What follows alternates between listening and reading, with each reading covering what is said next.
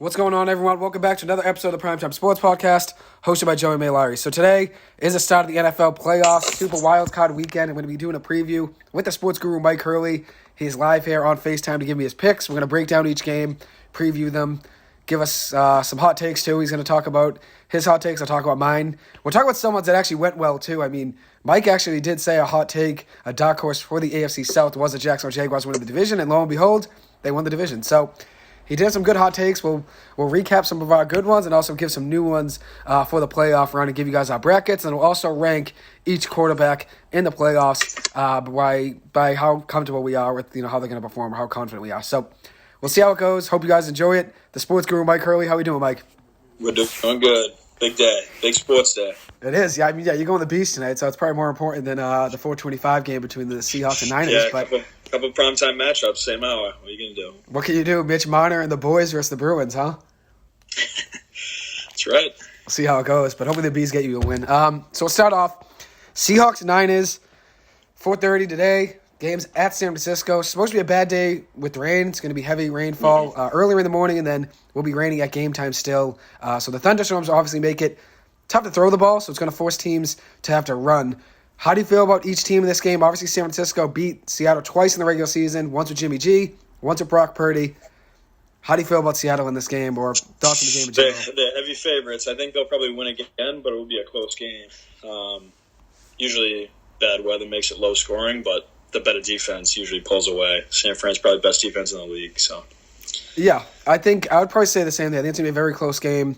One interesting thing I saw from CBS Sports, or an article from them, the winner of the first two matchups in a third meeting is 14-9. So the Seahawks got swept in the regular season, obviously, by the Niners. 14-9, that's 609 win percentage for the team that was 2-0. That's still pretty good. But if you look at it, 9 losses, though, in that third meeting. I mean, It's tough to beat a team 3 times, especially a great coach like Pete Carroll, which we won't get to every coach in that division. You know I'm a big Sean McVay fan, but we'll stay out of that for now. But looking at the Seahawks, though, very good coach, obviously, in Pete Carroll. Geno Smith's overperformed this year. The team in general has been great, but Geno Smith's play is elite, especially considering, they traded Russell Wilson, and they got a great return, and Geno probably Smith's the biggest surprise of the season, right? Yeah, I would say so. And that's another thing we're going to talk about. Whenever we get to the end, we'll probably give a couple breakdowns of what happened in the season. And one surprise team, obviously the Seahawks being unreal and Geno Smith. And then there's some tough picks there with the Raiders and the Colts for me. So on the opposite end of the spectrum, unfortunately. But I took the Broncos. They were the biggest disappointment. So, hey, looks like a dawn move by Pete Carroll. Get rid of Russ. It's a part of it, right? Like, you got to give hot takes. Cook.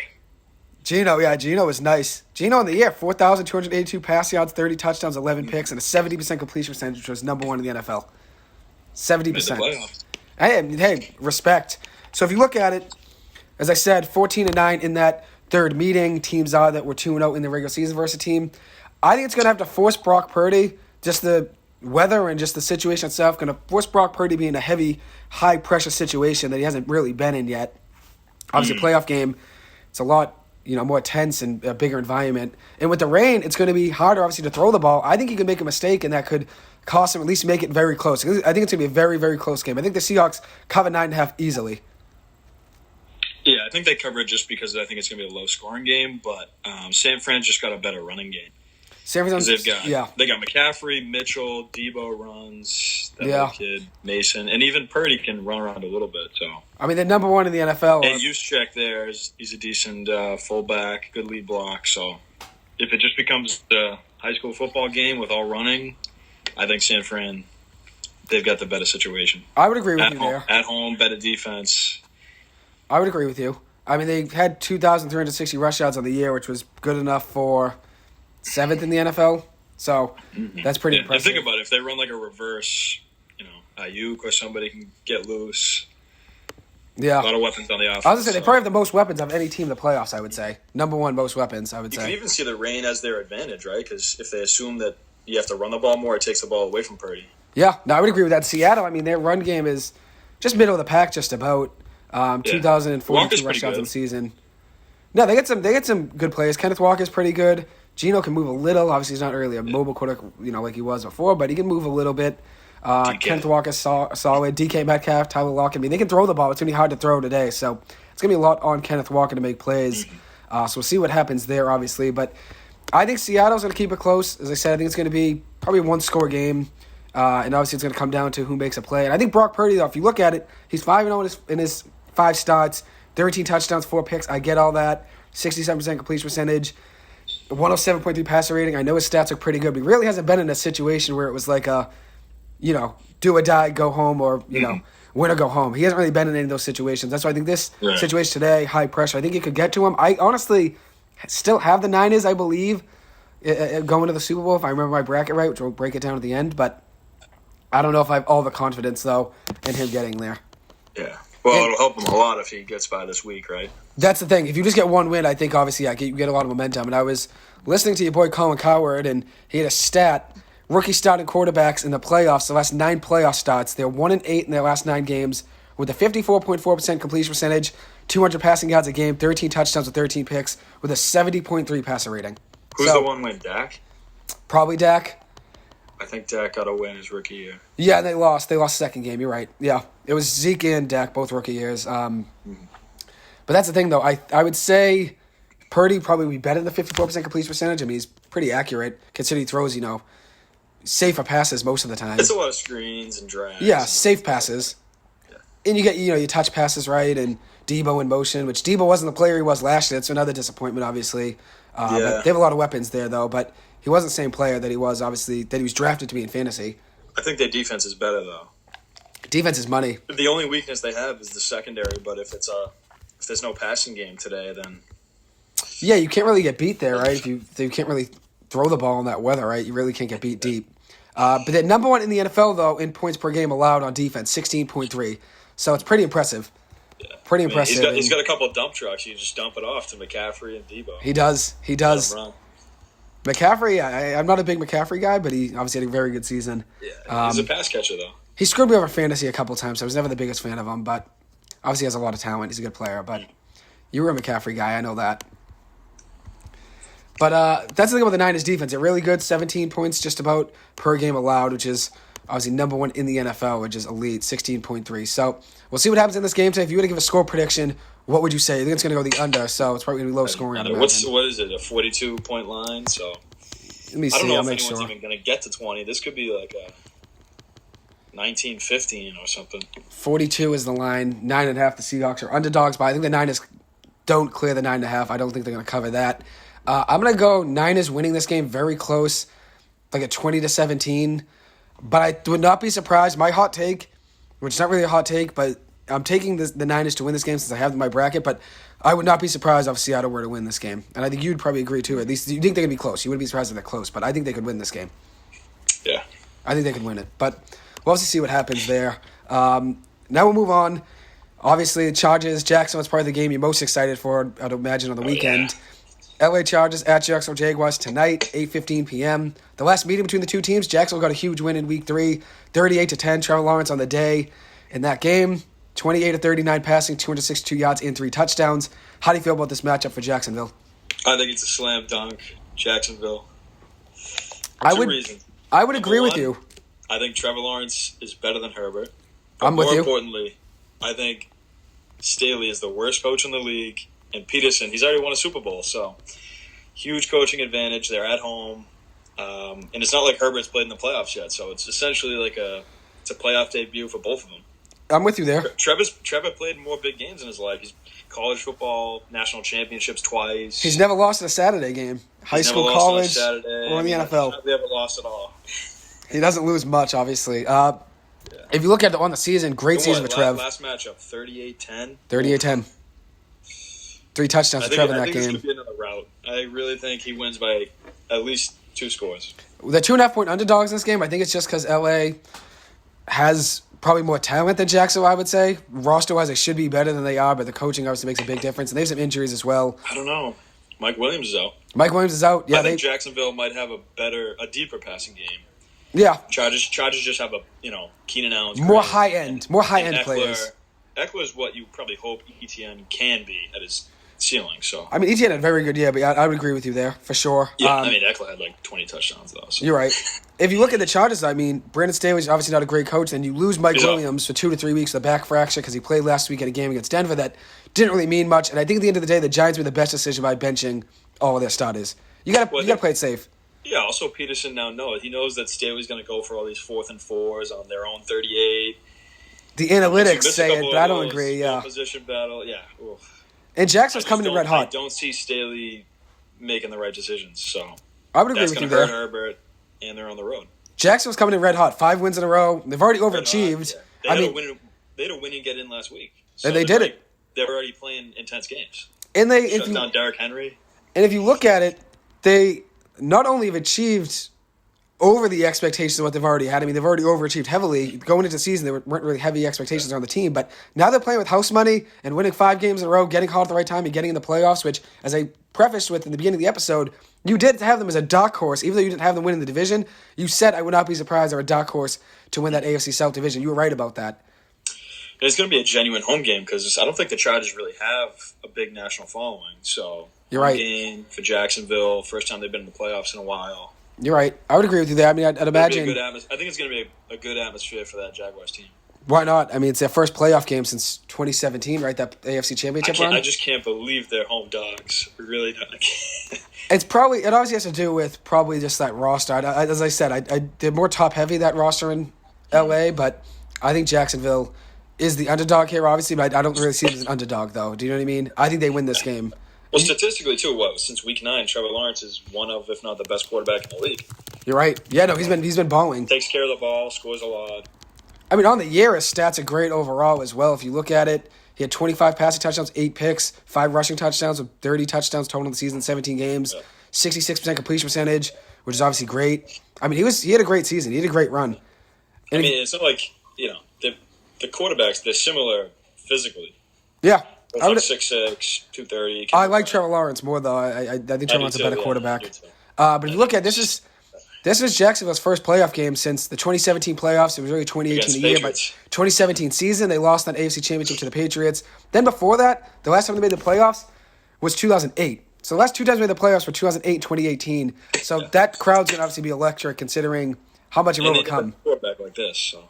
And they have just about the second or third best quarterback of the future in my eyes. I think Patrick Mahomes is still the number 1 quarterback in the league in the future, but I'd imagine Trevor Lawrence is right there below him at 2, and then Burrow at 3. But we'll see. We'll give our takes about the quarterbacks. But yeah, in this game, though, I think if you look at it, I think obviously top-heavy roster for that Chargers team. That's probably why they're favorites, and also 10-7 record. I don't really believe in records too much in the playoffs because you make it in, anything can happen, right? I mean, Brady's in the playoffs. I know you like Brady a lot. You don't really care about his record. You just know Brady's Brady, yeah. So that's just how it, obviously plays out. But if you had to give a score prediction in this game, what do you think it would be? Obviously, Jacksonville's 2.5-point underdogs. But we both think Jacksonville wins this game. Yeah, I could see 28-20. Okay, I like that. I was probably a little bit more higher scoring. That's only a 1-score game, but I'd say 34-27. I'll go with Jacksonville winning 34-27. I think it's going to be a high-scoring game, considering both offenses like throwing the ball. And they can run the ball as well. Like you said, Austin Eckler and Travis Etienne, 2 of the best in the game. I think they're going to be a pass-heavy matchup here in this game. I'm going to go with Trevor Lawrence getting the win. I think he's the better quarterback. I think both of us like Trevor Lawrence coming into the season. You were higher on him than I was. I still had him probably in the lower 20s just because the situation around him going into the season I didn't think was great. It obviously worked out. They got some offensive line help. Christian Kirk's been great. Evan Ingram's been great. Zay Jones has been great. Three free agent off-season pickups to that team, and all 3 of them have been great. Yeah. So common denominators, they got a better quarterback. I mean, hey, this year than last year, stats-wise for the individual receivers. I would imagine, yeah, with Christian Kirk, 1,100 receiving yards, Zay Jones, 823, Evan Ingram, 766, and you look at their touchdowns for all 3 of those guys, 8, 5, and 4. Plus, yeah. 8 touchdowns for Kirk, 5 for Zay Jones, 4 for Ingram, 3 for Marvin Jones. I mean, Trevor Lawrence really just passed around. Lately. They've been getting a ton of them in the second half of the year, so yeah. They're clicking. And Trevor Lawrence has time to throw him. He's only been sacked 27 times this year. So that's just about 1.5 times per game under that, just about. So it's pretty good, though. Trevor's had a pretty good season, obviously, and I know both of us were fans of him. I wasn't the highest defense is pretty decent, too. I think they make plays. Sneaky good defense. They make some plays, and I think that's the thing. It's going to come down to probably who can make some individual talent out there. Who can make the most plays? Rayshon Jenkins, the GOAT. Josh Allen. Yeah, Josh Allen's a beast. Devin Lloyd. Trayvon Walker, is that the guy? Trayvon Walker was the first pick in the draft. Josh Allen's a beast. If you look at also Rayshon Jenkins, the safety, 112 tackles on the year combined with a sack, 3 tackles for loss. Or whatever. He's number one in the league in tackles. 184 combined tackles, which is nuts. He hasn't missed a defensive snap in 3 years or something. He's a beast. 12 tackles for loss and 2 sacks, 184 combined tackles. Very impressive season. 2 forced fumbles from 9 quarterback hits. That's probably a guy to watch out for in that game. Consider, L.A., they're without Mike Williams. He's a big deep threat, so. I was going to say they might have to force the ball into windows, and whoever gets the pass rush and, can hit the quarterback quicker. I think that pass rush in Jacksonville is probably more ferocious, I'd say, than the L.A. one. At least right now. I'd say right now they get the quarterback. Yeah, I think the Chargers defense takes more risks. They do. They don't have games, he kind of freewheels. Their leading sack guy is Fox at defensive line with 6.5. So they don't really have a guy that's going to get you 8 to 10. Then Khalil Mack. What did you say? Joey Bosa. Joey Bosa, Khalil Mack, Derwin James, Nazir Adderley's pretty good. They don't really have. Asante Samuel Jr. Yeah, I was false. Khalil Mack 8 sacks. He's number one on the team. But besides that, 6.5. But I like Jacksonville's pass rush more. Bosa missed some time though, right? Bosa missed a couple games. I'm pretty sure. Yeah. But I like Jacksonville's pass rush more. I would probably say, if it comes down to it, I would probably go with Jacksonville's. But you think it's a one-score game as well, so we both think it's going to be a close one. Obviously, we'll see what happens in that game. We'll see what Bosa's games were total here. 5 games for Bosa's only played, so not a lot of games played on the season. 2.5 sacks on the year, though, in those 5 games. So he's still productive when he does play. But I do like that Jacksonville pass rush more. I'll say that. And I think if you look at it at the end of the day, it's going to come down to who makes more plays. That's just about every playoff game. Who makes more plays, who limits turnovers, who plays smarter, right? That's how every sports game, for the most part, comes down to at the end of it. Who played smarter the whole game and made less mistakes. So, and who could take advantage of those mistakes. Jacksonville took advantage of the Chargers' struggles in that Week 3 game. 38-10. Obviously, it's hard to beat a team a second time, but Doug Peterson, better coach than Brandon Staley. I'm with you there. I would agree. Jacksonville wins this game. Lock it in. It comes down to situational football. I think Peterson he's got a good presence on the sideline. Staley, he doesn't instill confidence. No, he doesn't. I'm with you there. That's the problem, I think, at the end of the day. He's not really a productive.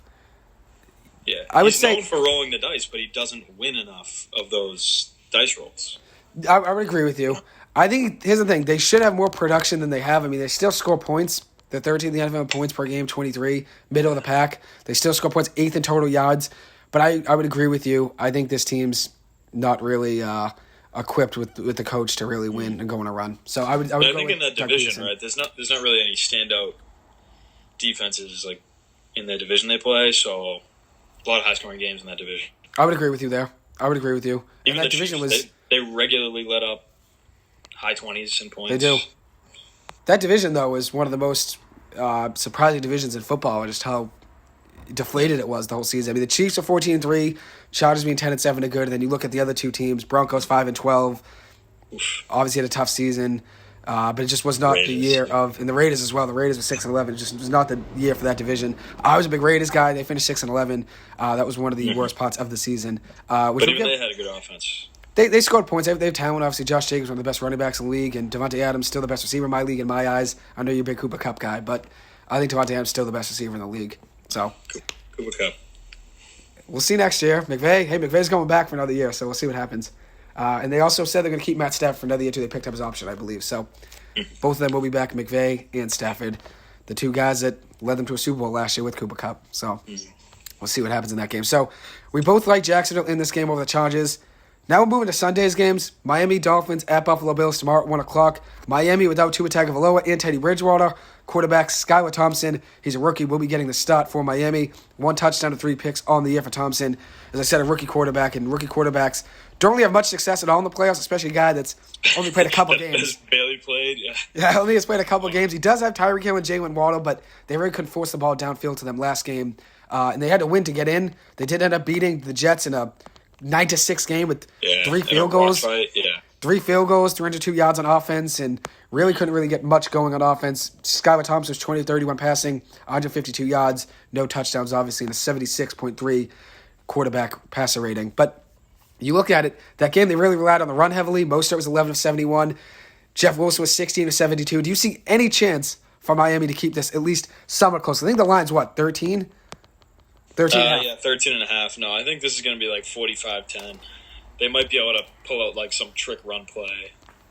I think... Because Mostert ran around on them up in Buffalo. Yeah, Mostert's a good back, and you even look at their other back. He's not that durable, but...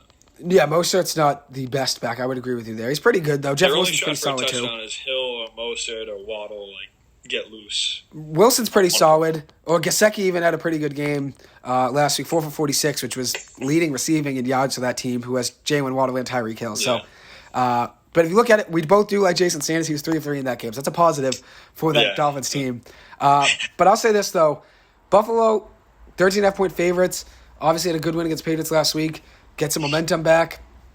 I think if you look at this team for Buffalo, they should win this game by that 13.5. I think 13.5 is a lot to cover, though, in a playoff game. But when you have Tua Tagovailoa and Teddy Bridgewater, they probably cover that, I would say. But 13.5 is a heavy line in any NFL game.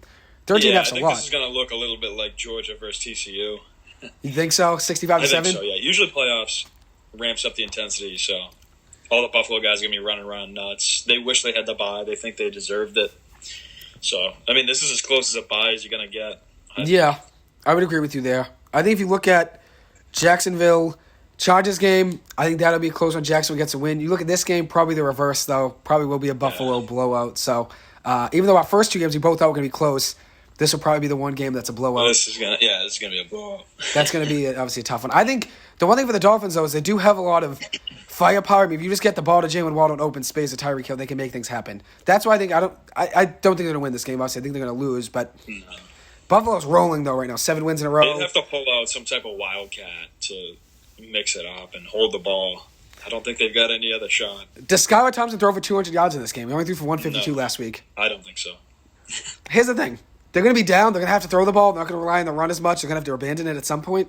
He can probably throw 200, maybe. He only gets 200 if it's a backdoor cover, like the last couple of drives of the game with fourth all the quarter out for the Bills. Fourth quarter, just last drive or two. Josh Allen this year, we'll talk about him really quick. I know you're a big Josh Allen guy. Very good season, 4,283 passing yards, 35 touchdowns, 14 picks. On the ground, 7 rushing touchdowns, 762 yards as well, running. Josh Allen in this game, he probably doesn't have to do too much to win this game, I'd imagine, right? A couple touchdowns probably gets the job done. 3 touchdowns probably gets the job done. Yeah, he'll probably put up like 4 touchdowns and maybe more. I think they'll probably run the ball as well. Obviously, they'll be second half probably up, right? You'd imagine, so they'll probably have to run the ball. And you look at the Dolphins, 0-4 in the month of December. They're the only team, which I just heard on Colin Cowherd's show, only team to go 0-4 in September or worse and make the playoffs. And they did that, 0-4, and then they lost on January 1st as well against the Patriots. So between December and January, they were 1-5. 1-5 in their last 6 games. They went on stretches, though, during the season. 3 wins, 3 losses, 5 wins, 5 losses, and then a win. A lot of stretches over that season, over the course of the season, but you don't see any luck for Mike McDaniel and the Dolphins today or tomorrow. No. 1 o'clock game, too, so. I don't even think Josh Allen has to play in this game for them to win, but he will, and he's probably going to put up a bunch of touchdowns. And then I think Miami probably loses this game by a good amount, but I do think they maybe first quarter they get a touchdown, keep it within like 21-7 after the first quarter, maybe. Or not first quarter, first half, like 21-7, maybe. I think they can keep it maybe a couple touchdowns for the first half, and then maybe obviously it gets messy after that. But if you had to give a score prediction for this game, what would you go? I'd probably go Buffalo winning this game 42 to I'm going to go lower. 34-10 Buffalo. I think it's going to be like 45-10.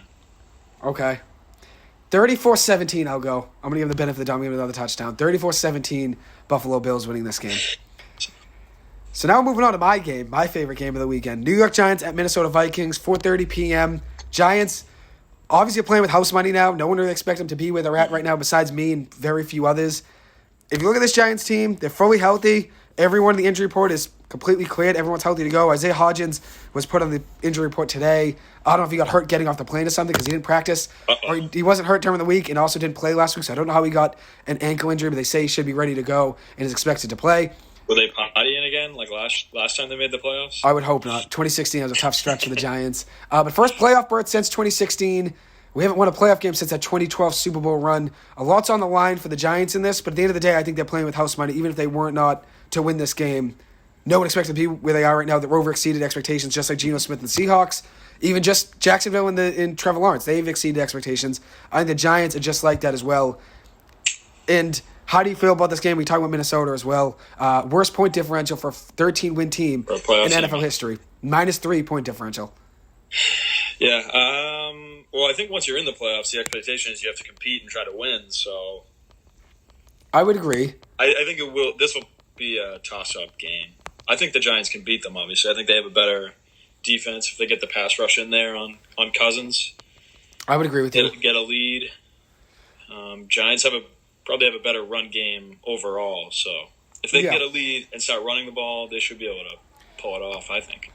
I think the Vikings are the one team that are ripe for upset, if you even call it an upset. I would agree with you. 3, right, at home? Mm-hmm. That's not much. I'm with you there. That means it would be a pick 'em on a neutral field, more or less. It would be, yeah. The Giants minus, 2.5 is it? Or 2.5 or 3. Minus like +3 in the Vikings. Usually home field is worth like 3 points. Just about, typically. But the Giants, like you said, their run game's very good. The Giants, 148 rushing yards per game, which is 4th best in the NFL. You look at yards allowed, they're 20th Minnesota in rushing yards allowed, 200 or 123 on the ground every game. Passing 31st in the NFL, 265 yards per game passing allowed. I think Daniel Jones is going to exploit that pass game like he did the last time they played them Christmas Eve. The Giants lost that game by 3. Greg Joseph, 61-yard career-long field goal for the win just as time expired. But the Giants in that game were forced to throw the ball, and Daniel Jones played great. 30-42 passing, 334 yards, a touchdown, a pick, and 4 carries to 34 yards. The Vikings defense is not good. 388.7 yards per game allowed, which is second worst in the NFL. Yeah, awful. They are a good team, though, in winning one-score games. They're 11-0 in one-score games, the most wins in NFL history for a team in a single season in one-score games. But you look at it, they start slow always. Quarters 1 through 3, so first, second, and third quarters of games, they're 30th in the NFL point differential, -87. Oof. So the Giants have to get out ahead early, put pressure on the Vikings, score some points early, and then the fourth quarter is when the Vikings come back. They're +78 in the fourth quarter. That's when you have to find a way to control them. Then in the fourth quarter, keep the waters leveled like they did in that game. And the Giants just got to lost get that pass rush home a couple times. Kayvon Thibodeau, Azeez Ojulari, Leonard Williams, Dexter Lawrence, they're all healthy. Xavier McKinney we didn't have in that game. We didn't have Xavier McKinney and Adoree Jackson. The Giants were without Adoree Jackson, the number 1 corner and number 1 safety, Xavier McKinney in that game on Christmas Eve. Giants lost a very close game in that one. I think this game's going to be close as well. But the Vikings, as I said, not a good defense, giving up 388 yards a game. 3rd worst in points per game allowed, 25.1. The Giants are going to score points, I think, in this game. How do you feel about it? It's a much more predictable offense. You know it's going to Jefferson. They're looking at him 18, 15 times a game. So Jefferson was coming off a tough game against second to last game against the Packers. He was locked up by Jair Alexander. Was only 1 catch on 5 targets for 15 yards in that game against Jair Alexander. He's a lot of receivers are like that, though. They go hot and cold. He usually is a good bounce back guy after a 4 of 38 last week. 4 catches, 38 yards against the Bears. So is he due? That's the only question. But they like running the ball. Obviously, Dalvin Cook. I mean, they don't really have as many rush yards per game. 97 a game was, I said. Yeah, 97 a game. But I don't know. I think if you look at this team, the Vikings, the defense really isn't good. The offense can score points. The defense isn't good enough. And at the end of the day, a lot of the time, you win playoff games by your defense making big plays at big moments, right? And I don't think this team has the defense to make a run. I think if the Giants beat the Vikings, they're going to have momentum going into Philly. It probably would be most likely, unless Seattle were to beat the Niners, which, as I said, I think it's going to be a very close game. You never know. But I think the Giants win this game. If we were to win, that's a lot of momentum going into next week, no matter who we play. But how do you feel about Daniel Jones in this game? You think the Giants are going to throw the ball, or they abandoned the run the last time? Yeah, I mean, Mac Jones threw for over 300 against them, so he should be able to throw. Yeah, Mac Jones actually had a very good – that was probably his best game of the season versus the Vikings, right? That's probably his best game overall. Mac lit them up. He dwindled in the fourth quarter, though. They didn't move the ball. Thursday, November 24th, Mac was 28 of 39 passing, 382 yards, 2 touchdowns, and no picks. Yes, it was Thanksgiving night. 119.8 passer rating in that game as well. Mac had a great game, actually. Wow. I really played well. But bad in the fourth quarter. They didn't move the ball at all. They had no first downs. Patriots got 0 points in the fourth. Vikings got 10 in the fourth quarter. Win that game 33-26. Win that game by 7. But the Patriots outgained the Vikings 409 to 358. That's impressive. Yards are cheap, though, if you're not getting points. You're right. That's what it comes down to, right? Scoring. The Patriots are 0-3 in the red zone. That's a big difference. 0-2 and goal to go. 0-3 in the red zone. Worst red zone conversion teams in the league. You got to get rid of Joe Judge and Matt Patricia. I think that's a big difference maker for that team. Right.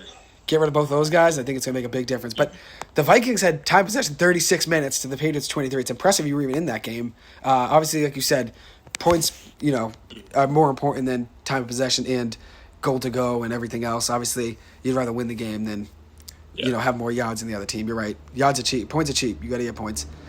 Yeah. Right, so that's just what it comes down to. So the Giants are playing with house money, though. I think the most dangerous team to play against, though, is a team that's already exceeded expectations, that's going in without the pressure that the Vikings are facing. The Vikings have all the pressure on them being a 13-win team, 13-4. Everyone was coming at them during the regular season, saying they're overrated, saying they're a phony team, they're fake. What's the avenue for the Vikings to win this game? Probably just to rely on Justin Jefferson to go off, probably, because their defense, the Giants are going to score points. So they're going to need a big game. The recipe to win is I don't know how often the Giants get over 30 points. So only once this year. If the Vikings get over 30, which they can do, that's their route to winning. High-scoring game, Giants don't have as much of a chance because that means their defense is letting them down. Yeah, Vikings are averaging 24.9 points per game, 8th best. Keep this game in the 20s or lower for the Giants. The Giants scored 30 just once this season, and that was against the Colts 38-10 in Week 17 on New Year's Day. But the Giants played them very well. The Colts were trying very much Week 17. Didn't look like it much. But they played the Chargers Week 16 on Monday Night Football. They played them pretty hard, the Colts. Played hard defense against Justin Herbert. Daniel Jones went in there and lit them up at home. The Colts beat Mahomes. The Colts beat Mahomes. They played Herbert pretty hard. They played Jalen Hurts very hard. They actually played some good quarterbacks this year and gave them games. Herbert, Hurts, and Mahomes. And the Daniel Jones just went off against them. So maybe DJ's better than you think. What's the Giants' recipe for winning this game? Let DJ air it out again, or relying on Saquon? No, probably limiting turnovers. I think it's the opposite. Well, you gotta have a balance. I think if they go balanced on offense, like 50-50 almost, pass run, they should be able to control the ball more. You just got to convert first downs, march down the field, score.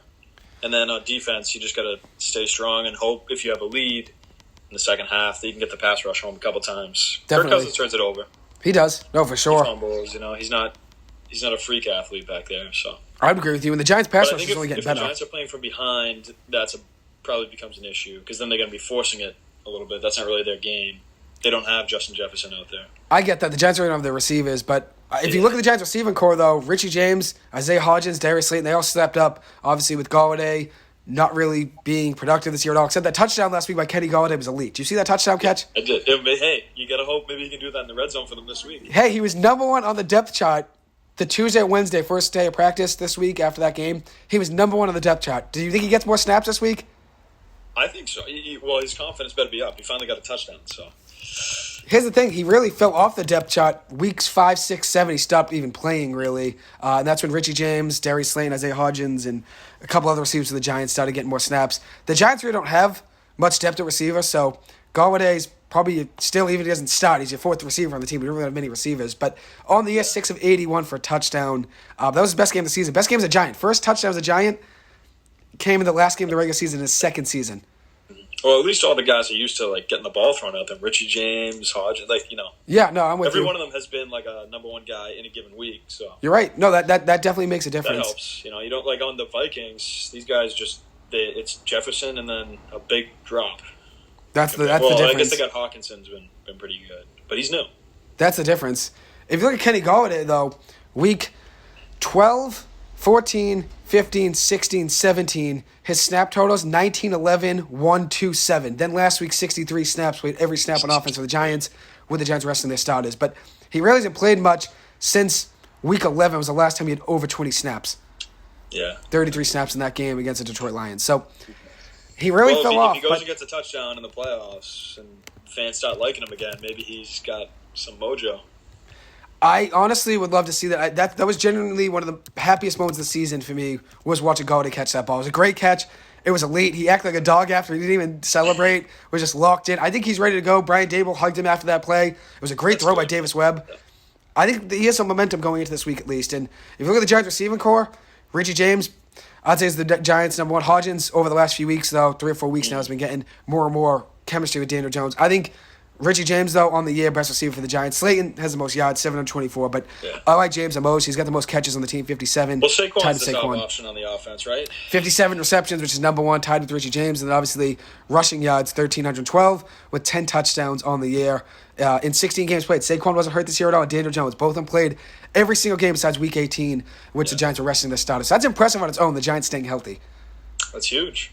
And part of it, I think, obviously, is coaching as well. The Giants weren't running naked bootlegs with Daniel Jones, letting him go to the outside and get killed and going for the goal line like they did last year with Joe Judge as head coach of the Cowboys. Use it, but their running game it works better if the fake to Saquon's actually believable. Yes, and you're not doing it to someone like a backup running back like Devontae Freeman like we had to a couple years ago, or some other backs we've had to use because we really haven't had anyone healthy. But I like the Giants, though, in this game. I think you want Daniel Jones running a little bit on definitely downs and big plays. That's their edge. So I would agree with that. I think Daniel Jones, if you look at stats on the year, 15 touchdowns, 5 picks, 67% completion percentage, all of those are great. On the ground, though, it's been very impressive. 7 touchdowns rushing with 44.3 yards per game rushing, which is pretty good. With 708 total yards on the ground, like you said, 700. So it's pretty good for Jones. And Bakri, obviously, great back, averaging 82 yards a game. I think the Giants win this game. I think it's going to be a close one. But I do think the Giants win this game. I think they score. They probably have to keep the Vikings under 30, I'd imagine, since the Giants don't score 30 too much. But if the Giants were to score 30, it's probably, let's say, 31-27 New York Giants. 31-28 New York Giants. That would be my prediction. How do you feel about this one? Yeah, I would think it's going to be a little lower, like 4-20? 24 to 17 or something. Okay. I think the Giants defense is capable. They really need the defense to get it going. You know, if you can slow them down for the whole first half, you said they're a slow starting team, the Vikings. They are quarters 1 through 3, negative point differential. Hold them to like a couple field goals. I would agree with you there. I think look at Daniel Jones' stats on the year, rushing wise. Defenses usually step up in the playoffs. The guys try harder, they run faster. You have to. I mean, absolutely. DJ, that energy, like raw energy like that, is usually better for defense. Offense, you got to be a little more, level-headed. Definitely make plays, run the right routes, be on Don't time. Turn the ball over, limit mistakes. Yeah. Limit Defense mistakes. A little more just emotion, energy. Daniel Jones in this game. How many times do you think he runs the ball? A designed run. 5, 6, 7, 8 times. What's his usual? I'd say more like 9, 10. On the year. Let me see what he averaged per game rushing. Between scrambling and design runs, I'd say 9, 10. I think that's possible, too. I would agree with you there. Let me see what his rushing attempts per game. You got to hope that Saquon gets the ball like 28, 30 times. I'm with you there. Rushing attempts per game, 7.5 he averages. So probably 9's pretty, yeah. He can probably get 9. I expect a little bit more in a playoff game. He had over 9 in 5, 6, 7 games this season. He had over 9. So it's possible. That's half the year. And he's coming off a great game against the Colts, 11 for 91 with 2 rushing touchdowns, and also was passing great in that game, 177 rested in legs the air too. with 2 touchdowns. I think he's going to have a great game, and he wasn't sacked in the last game against Indianapolis and wasn't sacked in the Sunday night game against Washington 3 games ago now. So his last 3 games has only been sacked 3 times, all those against the Vikings. So the offensive line's starting to get better. He still has been sacked. I think it was 4th most in the NFL this year, so it wasn't like, everything was great for him. He still was getting hit, but it was definitely better than it was before, and he only fumbled the ball 2 times this year. So he cut the turnovers down heavily. I think he's also just not chucking it as much. He's not going for the downfield shot as often, so he's probably, if he's rolling out, don't have the options to do it. Probably more likely to tuck it and run. You don't have the options to do the air it out, though. You know what I mean? Galladay did what he did last week with that touchdown catch from Davis Webb. Slayton is the guy, right? Deep post. Slayton's the deep guy, yes. And then Richie James is the guy 20 yards and in. And then Hodgins is the 50-50 guy since he has a little more height. You can give him a 20-yard post route, and an out route or something, and throw a BB in there. He's got some height. You can throw a rocket into him, But I think if you look at it, the Giants in this game, underdogs. Bellinger's back. Bellinger's back. He's been playing now for the last 3 or 4 games. He did that eye injury midseason, but he's a pretty reliable tight end to have. 268 yards. And also has a couple touchdowns on the year as well in 12 games. He's a good blocker. I think it's the most important thing that he brought to that offense. He's a blocking tight end, and the Giants didn't have that with your boy Evan Ingram, which now he's all of a sudden Tony Gonzalez, like you said. He could be a pick for a touchdown. Red zone, short yardage. Why not? Evan Ingram or Bellinger, or both? Belly. I like it. Why not? So Giants win this game, in my opinion. 1-score game. I think Daniel Jones has 3 touchdowns. That's a hot take for the weekend, but I think Daniel Jones throws 3 touchdowns in this game. At least maybe throws 2 and runs for 1. But I think. You think the Giants win this, right? I expect more on the ground. That's what they've been all year. They're a ground scorer. He could run. Fourth best in the NFL in rushing yards per game for the Giants. Yeah, so I think they try to pound it in. I'm with you there. Because there's nothing worse than throwing a pick with goal to go. I'm with you there. Touchback, We've been I think wants to play it safe, get the points. In the red zone, we've been very efficient this year. Unlike last year, where we couldn't score in the red zone. Well, the Patriots' whole system was always like, you get in close, you run it. Definitely, yeah. That's the main thing. And then last year, I think Damien Harris had like 15 touchdowns. This year they were awful in the red zone. QB sneak with Brady. That was a vintage. Look at Josh Jacobs with McDaniels. Yeah, career stud from the 1 yard line, 10 yard line, anything. Yeah, powers it in. Anytime he's in the 10 with Josh Jacobs, he gets in. But he had a great year overall. I mean, he ran for 1,600 yards, 1,400 yards or something. Yeah, something like that. He had a very good season. Let me see what his total was there. I'm actually interested. But so for the next game. The next game's probably going to be a blowout or won't be a close one. Who knows how it will go. But Bengals, with no Lamar, Baltimore Ravens at the Cincinnati Bengals tomorrow night, Sunday Night Football, 8:15. Obviously, Lamar Jackson will be out again with that PCL injury. Tyler Huntley should be getting the starts with Anthony Brown, former BC quarterback and Oregon quarterback, will be the backup in tomorrow night's game. Huntley's banged up too, though. So Huntley's been banged up. His shoulder's been banged up. Obviously, Lamar with a knee injury. He's out for another week. The Bengals have some injuries too, though. Alex Kappa, their starting guard, will be out, but that's really their only big injury. So how do you feel about this game for the Bengals? Was it La'el Collins? La'el Collins. He's out too. He got hurt against the Patriots. Yeah. I think he's out, right? I think he might have torn like MCL or something. I don't know. He's got something serious. Let me see. La'el Collins injury. Let me make sure we get this right here. By the way, Josh Jacobs, 1,653 rushing yards on the year. La'el Collins, 1,653 was Josh Jacobs' total. Torn ACL in week 16 or 17 versus the Patriots. But he's done, yeah. Week 16 was it versus the Patriots? I know it was, yeah. Yeah, week 16. So 16th week of the season. Wow, it's tough to get an injury that late in the season, too, because you miss a lot of next season, too. Jump right in for prediction. I think Bengals 35-12. I think they smoke them. Joe Burrow's been elite this year. I'm going to go with... The only thing that the Ravens have is you got to hope for a couple picks or something. Their defense is pretty good. Yeah, everyone. They're a big turnover team, right? Yeah, the defense is good. They led the league in turnovers for a long time. Yeah. No, they're a good team. Or in takeaways, yeah. Yeah, they're a good team. You don't like, obviously, Tyler Huntley probably. Without Lamar Jackson, you can't really like the Ravens. The ceiling for points is just so low without Lamar because you need Lamar. He can run, he can throw. Yeah. You need Lamar Jackson, which I don't really know what's going on there. I don't know if he's milking the injury. I know obviously he's hurt, but I don't know. 5-6 weeks with it. I don't know. I hope he's all right, though. I'm a big Lamar fan. I mean, he's a guy who depends on quickness, so if his knee is a little off, it probably feels worse. But yeah, and I'm with you there. The Ravens, he's looking at a payday, too, so is he putting himself ahead of the team? Maybe. That's what I'm thinking. I don't know. I hope not, because I'm a big Lamar guy, but at the end of the day, you got to do what's right for you, right? I mean, he's trying to get his payday. He didn't get paid last offseason. So I guess on the other hand, like if the team extended him sooner rather than later, would he be playing? There's a chance. I would agree with you. That's a two-way street, I think. But I would agree with you there. I think. Their defense is good, though. 5,000. Even with Lamar, it was a big uphill battle. They're going to be on the road, and yeah, they'd still be underdogs. Run games travel on the road, but it'd be close, though. They probably need to get near 30 points. I don't think they can get close. Not with Huntley, that's for sure. But 5,500 yards they allowed on the season, which is 10th best in the NFL. The defense is pretty good. And then obviously they scored points with Lamar. But they were 5th in the NFL in sacks, too, 48. So they do generate sacks and turnovers, and that's one thing that you need in the playoffs, but probably not enough with Tyler Huntley as your starting quarterback. Huntley, without Lamar Jackson, that offense, Huntley's really hasn't had much success. Has 2 touchdowns with 3 picks in 6 games. So not really the best season for him. Although on the ground, he had a rushing touchdown, so he didn't really generate much on the ground either. That's what he did last year. He was running the ball well for them when he stepped in for them last season. He was pretty good. Right. But this year was not that. Anthony Brown, though, played last week for them and threw for 200. He had a couple picks? No, he did throw a couple picks. It did throw, I believe, 300 yards just about. Really? Yeah, 286. 43% completion percentage, not the best, but 286 yards, no touchdowns, 2 picks. Didn't even try a rushing attempt. I like when he rolls out and runs the ball. I don't know why they didn't try that last week, but played the Bengals in a meaningless game for the Ravens, so they just benched everyone, really. I guess they could have improved their standing, right? But they didn't care about the coin flip.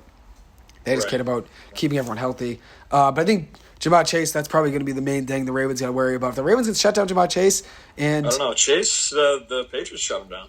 Yeah, they did. They forced a fumble on him too, right?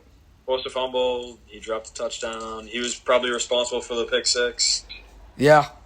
Yeah, that's the tough thing. I think he'll be engaged this game. But Higgins got locked up by the Ravens last week. One catch was 7 yards. Chase was 8 of 86 for a touchdown. Higgins was the better guy this year, obviously.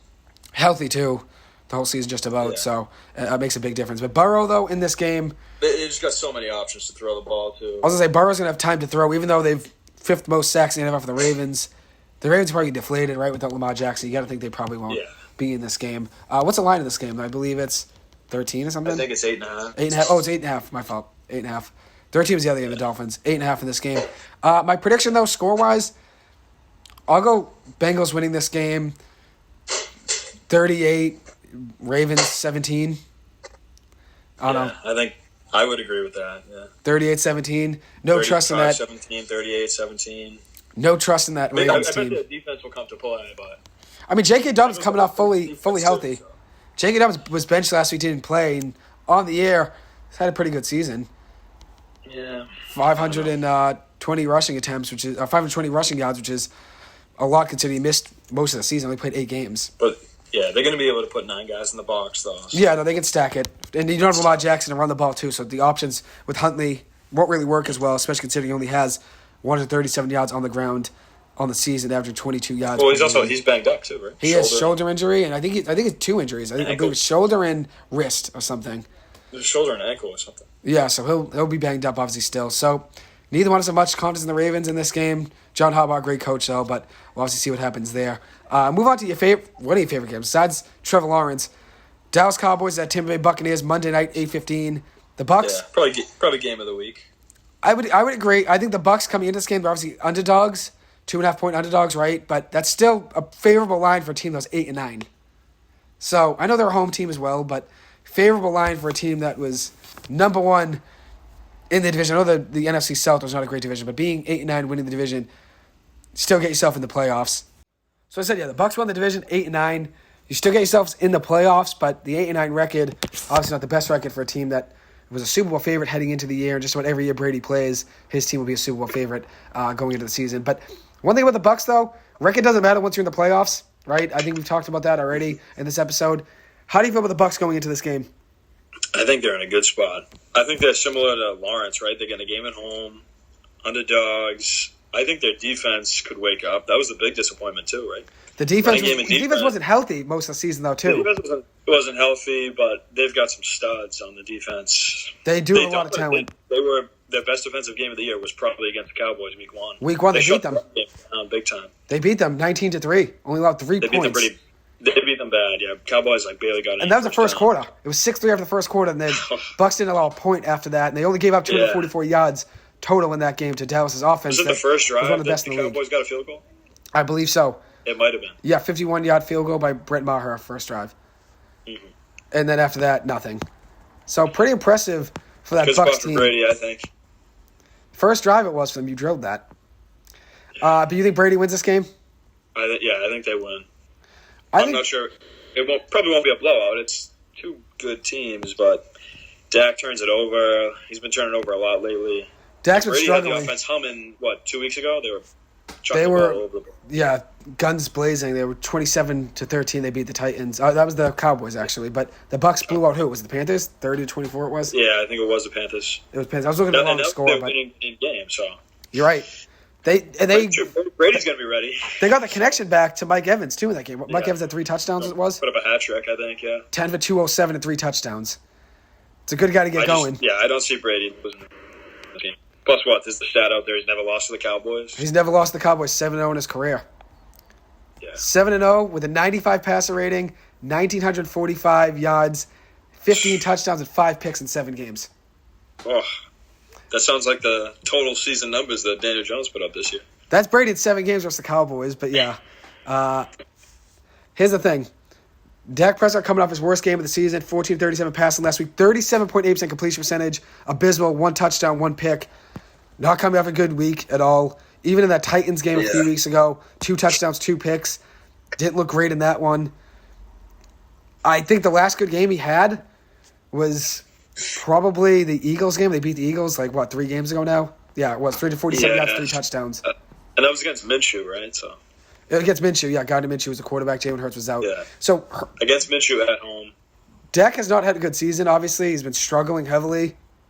And you look at his stats. Well, I think he's just been boom and bust, right? He's thrown a lot of picks. Not every pick's his fault, but good scoring numbers, though. 23 touchdowns, solid. 15 picks, though. That's the issue right there. 15 picks, that's what you want, obviously. So he's averaging like 2 touchdowns and a pick every game. Just about. Yeah. But I think if you look at that team, they run the ball very well.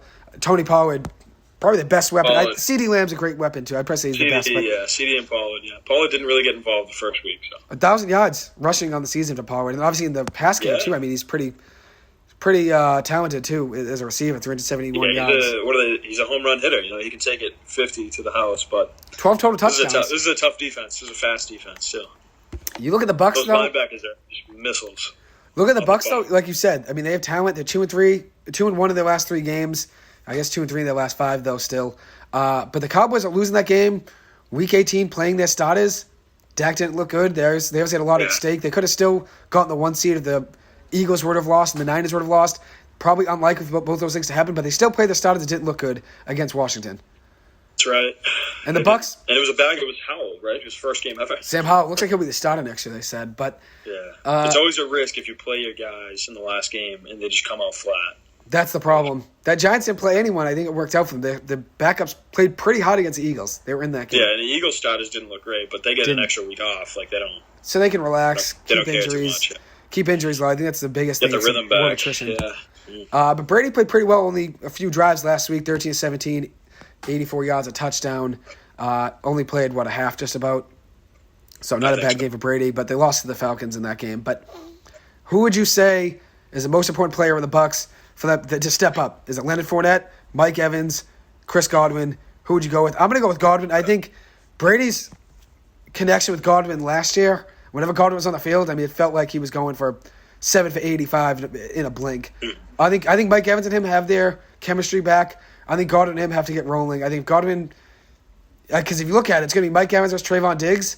Diggs probably, will gamble against Brady. Imagine Brady will probably throw against him. Brady's not afraid to throw against anyone, right? I mean, yeah, he'll throw on anyone. He'll throw against anyone. I think it's on the defense, really. Devin White.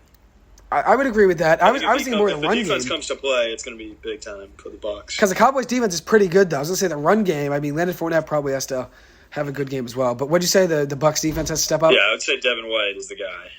If he comes and plays, they're going to be in business. I'll go Carlton Davis.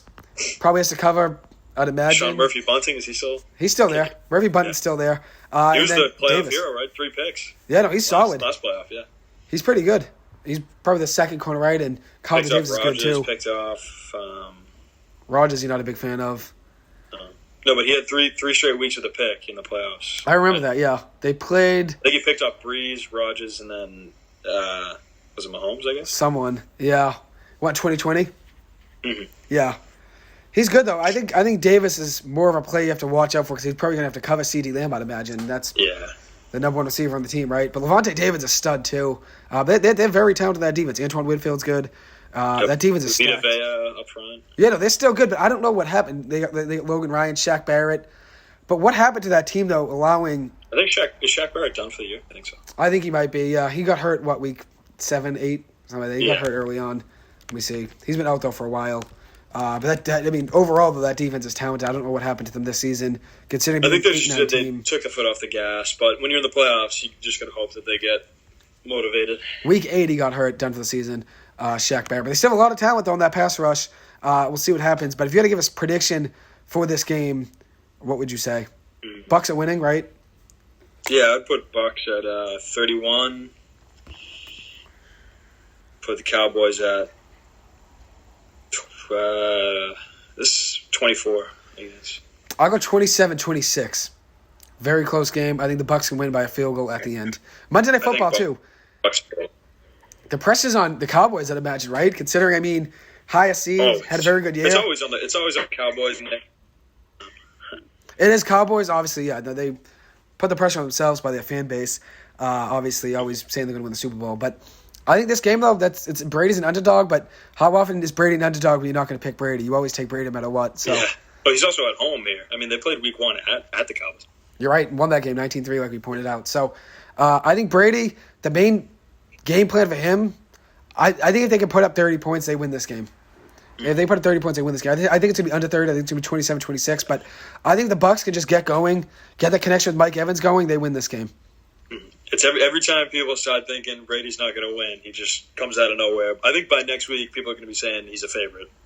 Probably. I mean, if they win that game, then they're 9-9 on the other at 500, huh? That's right. Yeah. Then they're at 500. Then the 8-9. I think that's what everyone looks at. You look at a team. Well, they also. They threw the towel in week 17. Yeah, they didn't play anyone. They didn't play anyone that game against the Falcons. I mean, one quarter or two, just about. I think Mike Evans sat after one drive. Yeah, he got sick, right? Something like that. I think Chris Godwin, though, has to get going with Brady again. Godwin is elite. I know he's battled his injuries.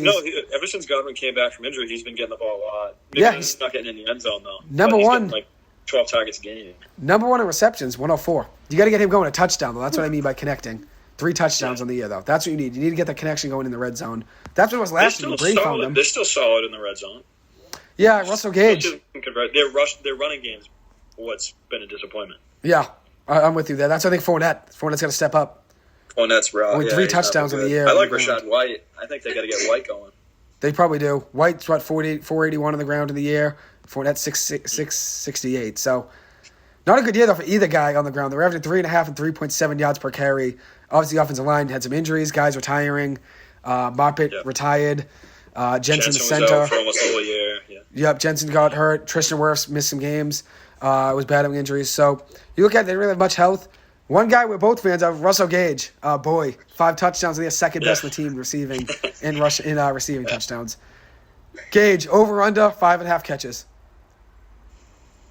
Oof. Really? Is that... I don't know. I'm just guessing. I don't know what it is. I'm just saying it.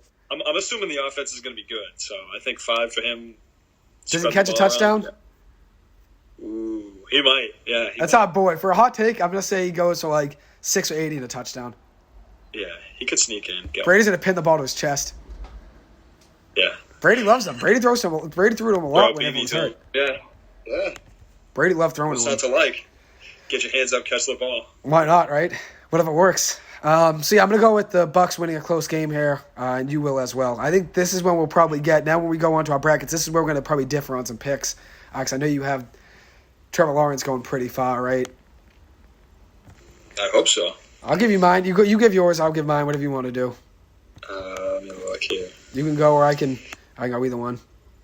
Yeah, give yours. I'll go mine. All right. So, I got Jacksonville over the LA Chargers, Cincinnati over Baltimore, Buffalo over Miami. We've already said a lot of these games. I'll repeat them really quick. Tampa Bay over Dallas, the New York Giants over the Minnesota Vikings, and San Francisco over Seattle. Going to be a very close game, though. I honestly have San Francisco going to the Super Bowl, but I'm not confident in that pick at all. Not confident. I think Brock Purdy, as I said, not really too confident. He hasn't really been in a high-pressure situation. I don't think they can win the Super Bowl. Very good team, though, but I just don't have confidence, I don't think. Then I got Philadelphia playing the New York Giants. I got the New York Giants upsetting the Philadelphia Eagles in that game. The Giants almost beat the Eagles with their second-string players and third-string players last week. Kept it to be a one-possession game with Davis Webb and Kenny Galladay and no receivers at all. Lawrence Cager, former Georgia Bulldog, your boy, was out the Giants' leading receiver in that game. But I'm going to go with Philadelphia losing to the Giants. I think the Giants will upset them. The Giants find themselves in the NFC Championship game, which was my prediction at the beginning of the season. I got San Francisco versus Tampa Bay. I had them playing in my NFC Championship prediction when the season began.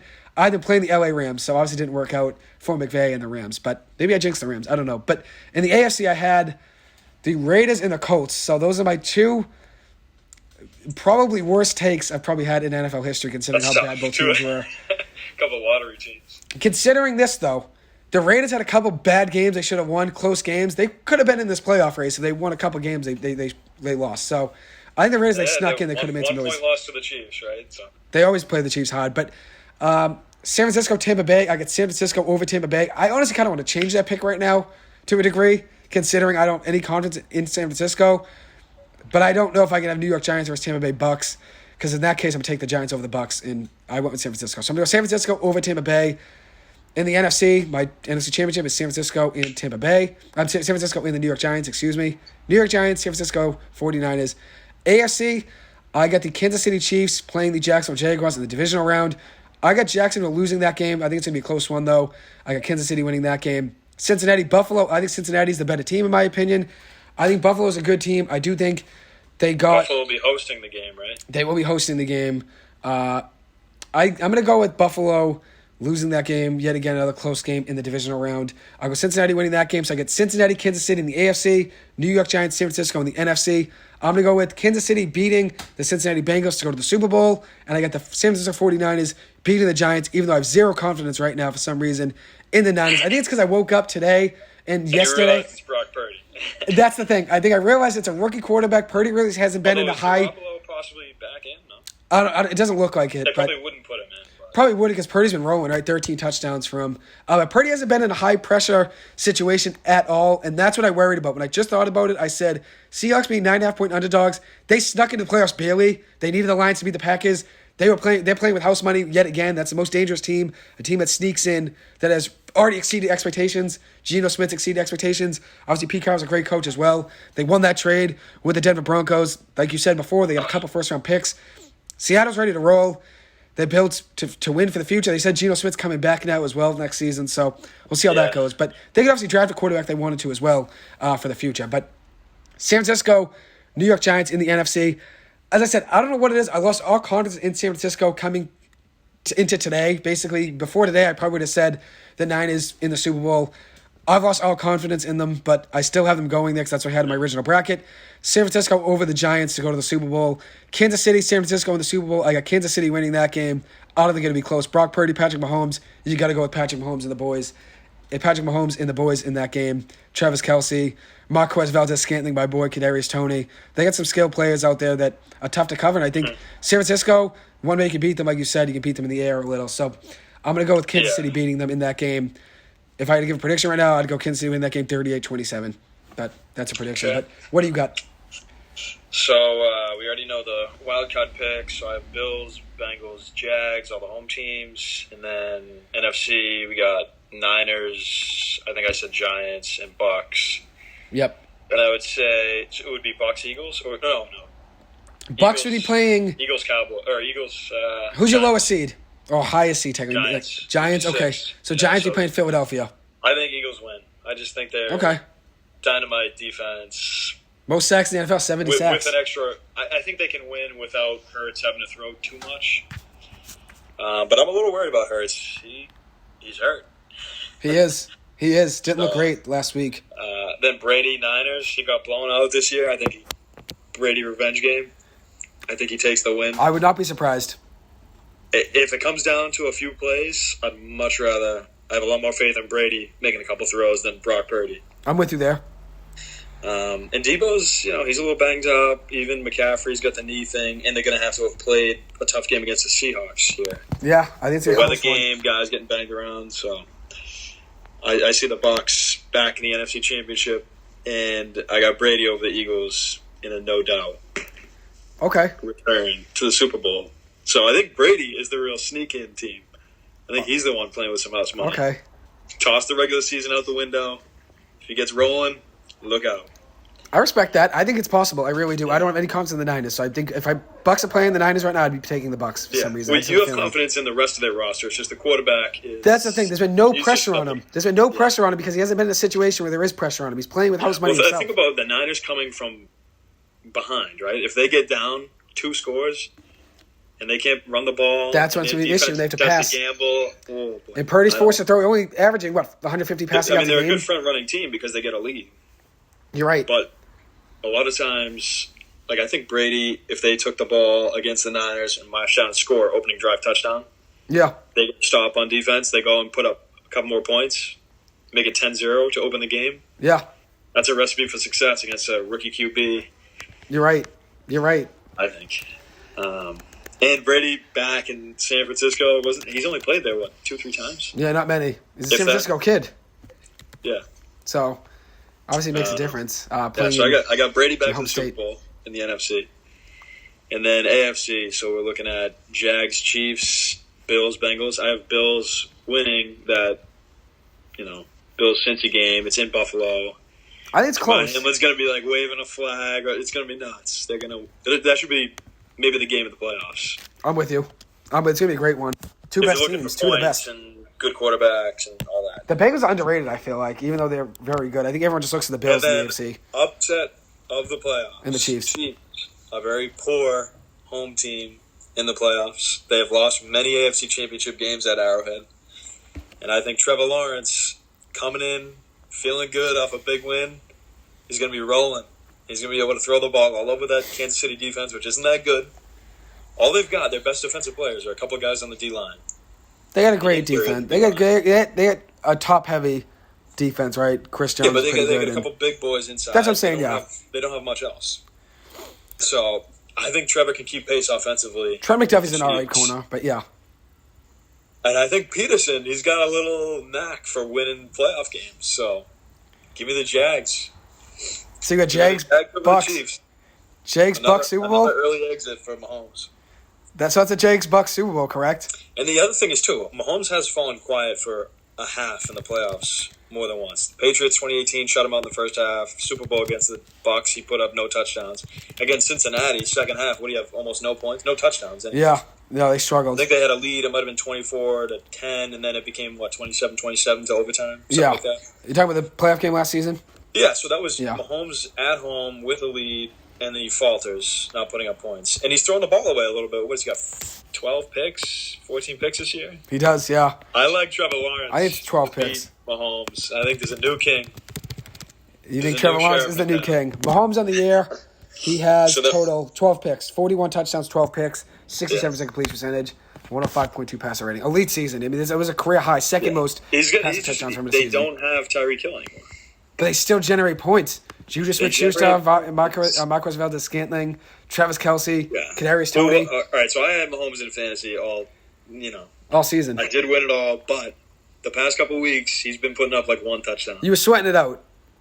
I was sweating it out, and Kelce hasn't had a touchdown in 6 weeks. Yeah. Sometimes the hot team, the young team that doesn't know better, can get a win. Sneak a win. I mean, that's how it is in the playoffs. The records don't matter, right? You just got to get in.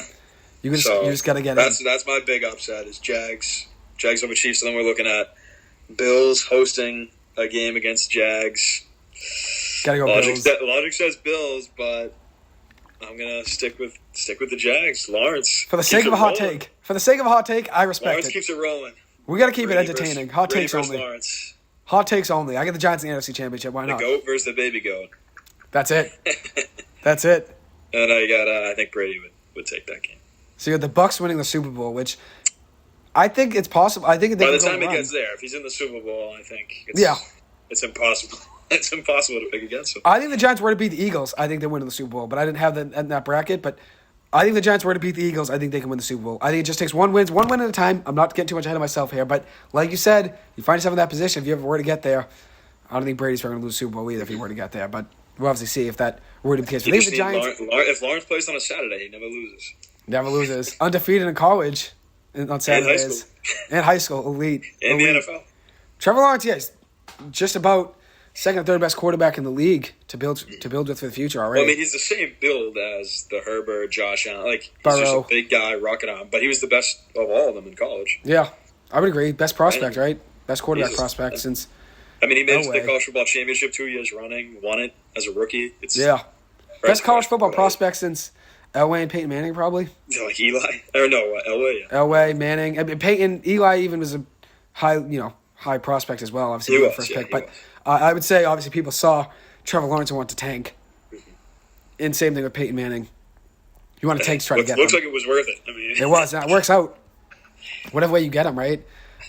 So I do like those takes. I think if you look at it, me and you both probably would say we got to have some hot takes in there, and that's how you make it interesting. I mean, everyone's got Chiefs Niners or something. Yeah, it's not fun though, right? Yeah. You got to keep it entertaining. Well, I mean, there's a good reason for it. They're good teams, but you got to keep it entertaining.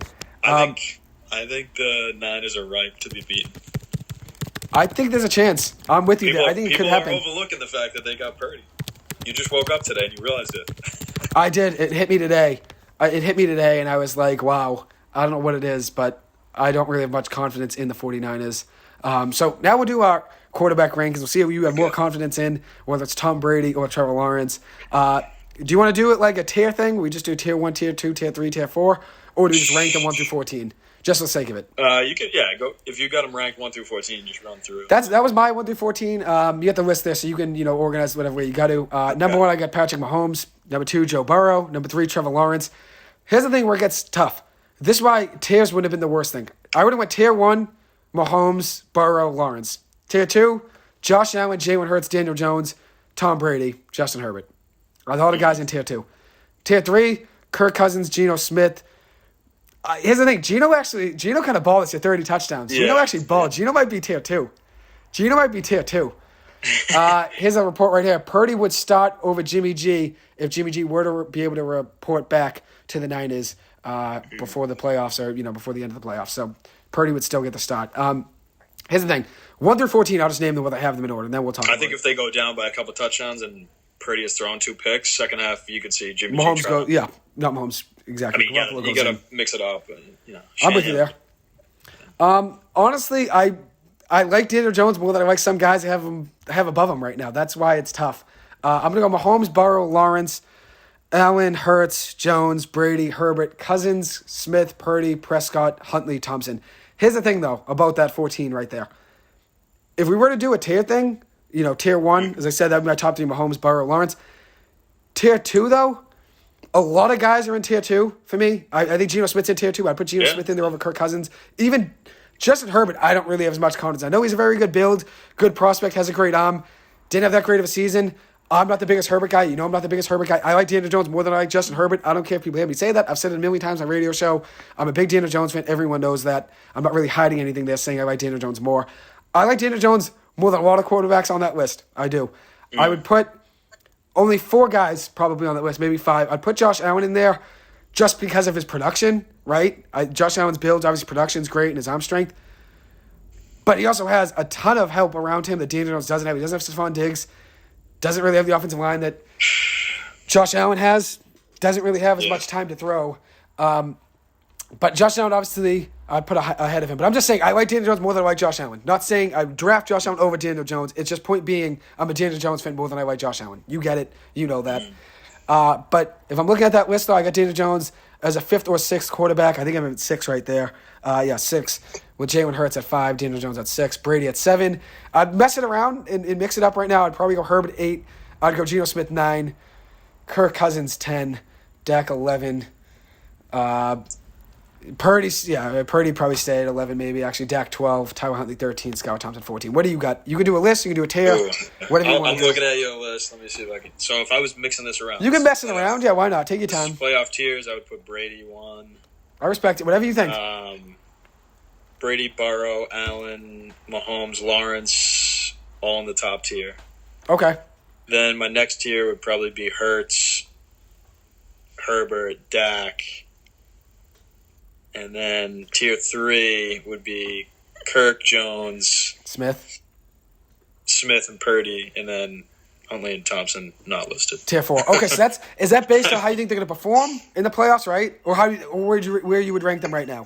That's my expectation for them right now. Okay, I would say my expectation for them right now is that 1 through 14, Mahomes, Burrow, Lawrence, and so on. But if I had to rank it based on where I think they're going to perform in the playoffs, and we're going based off that, I think Daniel Jones. I think he performs better than Allen and Hurts. I think he's going to be there. I think he's going to have a really good playoff run. If he can. Here's the thing. As I said, I'm not really getting too much ahead of myself. I don't want to make predictions. I want the Giants to win more than I would rather win a prediction. I would always rather the Giants win than have a hot take that works out. So that's why I don't want to get too much ahead of myself here. But I think Daniel Jones could have really good numbers in the playoffs. I do. I think he could go on. Yeah. I mean, he's got a tougher draw week 1 here than Allen does or than Burrow does. I would agree with you there. He's on the road and he's going against another good offense. So. That could put up 35, yeah. I mean, that's the thing. For Burrow and Allen, regardless of the defenses they're facing, the other offense, they're not going to be able to score points. And, look at the weapons there. Stephon Diggs, Gabriel Davis, who isn't as good as, obviously, T. Higgins is the number 2 option in Cincinnati. All right, so if you were drafting from the skill positions, though, Giants versus those other teams, stop when you get to Saquon. I would say... Yeah, a lot of those teams have probably better weapons than the Giants. Look at the receiving core, though. The receiving core is the reason the Giants don't have the receiving core and the running backs. I mean, the Bills don't have as good a running back. No, I would agree with you there. But if you look at the Giants' receiving core, though, it's nothing close to a lot of those teams. I mean, a number 3 receiver But is... Saquon, you would probably draft him within the top 3 if you were grouping all the skill position players from No, talent-wise, definitely, for sure. I'm with you there. I'd say top 3 to top 5. I'd say Chase. I would go Kelsey, Chase... and Diggs, and then maybe Saquon, something like that. I don't know. That's just off the top of the head. I could be missing a guy right now. Justin Jefferson, obviously, as well. So maybe 4 or 5 of Saquon, but I just mean two. I would do it like one team versus one other team, not like the entire playoffs. Okay, got you. You know okay. I mean? I get you. So if you're doing, let's say, Giants, Vikings. Vikings. Mad do this. Like when the Patriots play another team, they say, all right, if, Patriots versus Bills, draft the skill players on each team and stop when you get to... I get name a player like Ramondre Stevenson. And it's usually, Diggs, and then maybe... A couple of people. Yeah, two guys. Down, yeah. So if it's Giants, Vikings, it would probably be Justin Jefferson, then Saquon, I would say, in that game. I think he's better than Dalvin Cook. I think he's better than Adam Thielen. Well, it's a passing league, so obviously a top receiver is going to carry a little more weight. That's the reason right there. I'm with you there. But if we're basically... the running back gets the ball more. That's the thing. Whoever can get a touchdown, too. I think production obviously is huge. Considering it's only 3 or 4 playoff games. You were to win the Super Bowl, you only play 4 games, so no one's going to have really a crazy rush total, probably. Unless you run for like 200 like Mostert did for the Niners, 2 or 3 years ago? Ran for like 200 in the playoffs. Did he kill someone? 150 or 200, I think he ran for. But if we're basing it off, so that's where I would rank them right now, those 14 quarterbacks. Yes, I have Justin Herbert low. Doesn't have Mike Williams. I don't like Brandon Staley. I don't think Justin Herbert had that good of a season. I think he's a good quarterback. Has a good, obviously, measurables as well. Has a great arm. But I do think Justin Herbert was getting too heavily overrated going into the season. I think he's a good quarterback. I don't think he's Joe Burrow. I don't think he's Trevor Lawrence. I don't think he's Patrick Mahomes. He's below them in my eyes. I think he's losing week 1, so he's got a bad coach. So what sucks is they make the playoffs. That coach probably gets to survive another year. He's awful. I'm with you there. They probably does survive. But if they do lose, though, I did read that if they do lose, if they were to win, yeah, they'd probably stay and keep him. But if they were to lose, he's got a lot to make excuse. Well, we were on the road. Mike Williams was hurt. Whatever. That's how it goes. If they get blown out, they'd have to get blown out. I don't know if they get blown out. I don't know about blown out either. That's tough.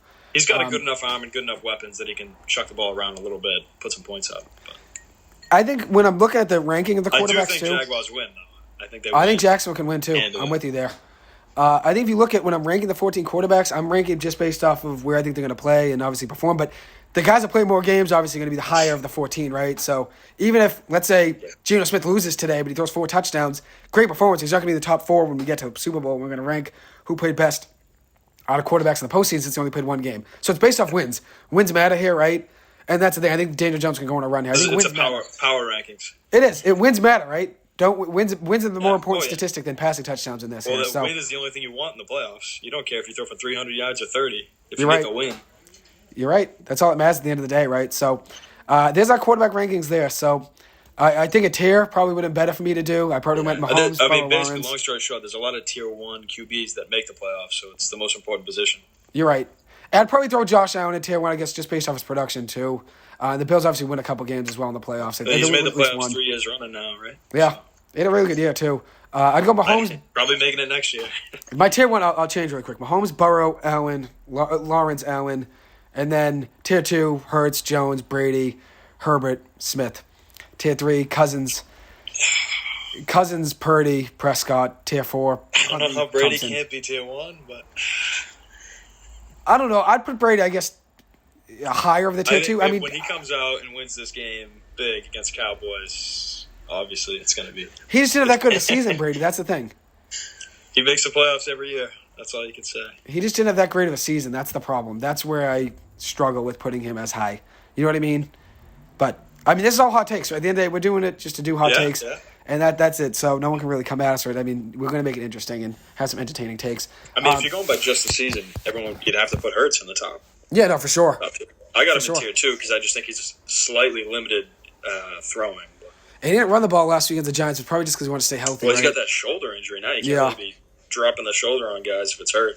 You got to be careful. Especially in the playoffs or going into the playoffs. You want to hurt last week. But if you look at the rankings, though, I think we have pretty much a similar top for the most part.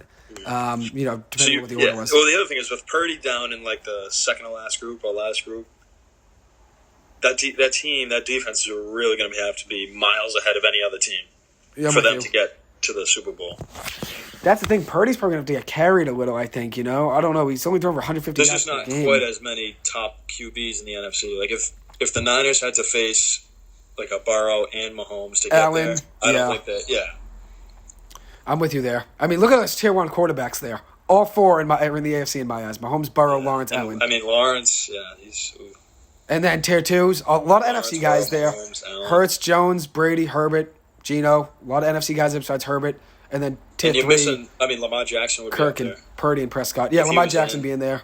Lamar would be in there for sure. I get Huntley. Tua probably wouldn't be the bottom. Oh, no, I'd Tua probably in the second tier. If Tua and Lamar were in there, you could see Brock Purdy would be listed at the bottom, most likely. I'm with you, probably, yeah. So you're talking about a team with potentially the worst ranked quarterback of everyone left in the playoffs. There's so much talent around Brock Purdy, but I just don't have as much confidence. This is based off confidence as well. I don't have as much confidence in Brock Purdy. I don't think Tua's great, but he's in the same situation, right? If he's there to throw it to Tyreek Hill, Waddle. Oh, yeah, he has a ton of guys to throw to me. Teron Armstead's hurt, so actually, they're losing their best tackle. It'd be tough to throw no matter who you get out there, considering that Bills pass rush is pretty good. So it'd be obviously tough. But yeah, I would agree with you. I think it's based off confidence Bills as well. don't have Von Miller, so. Don't have Von Miller. He's out, how long? He's done. Is he done for the full season? 20 ACL, yeah. Was it? Yeah, I knew it didn't look like a good prognosis. I forgot what it was. I think he wanted to just try to play on it, but they said get the surgery over. You don't want to force anything, especially considering it's late in the season. Getting hurt late in the season is the worst because if you look at it, you only have, the next season? You only have 4 games of next season, probably if you tear your ACL now, if that. You don't really have much time to recover and play next year, you know what I mean? So it's not easy. Yeah, he could be back by October, though. He'd be all right. Yeah, probably, I'd imagine.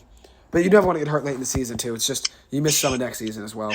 That's why I don't think the Bills are going to be able to... he's a huge Super Bowl clutch player. Got paid a lot of money, though. 6 years, $120, I think it was. It's a lot of money. He's a Super Bowl MVP, and he won the Super Bowl last year. And he made big plays. That's the thing. He does make big plays, but 6 years, he's only going to play probably 2 or 3. Maybe. But you know how it is. It's probably just to mess around with the cap. Yeah, that's how it goes always. If you make it a 6-year contract, it drops the AAV. That's always how it goes, yeah.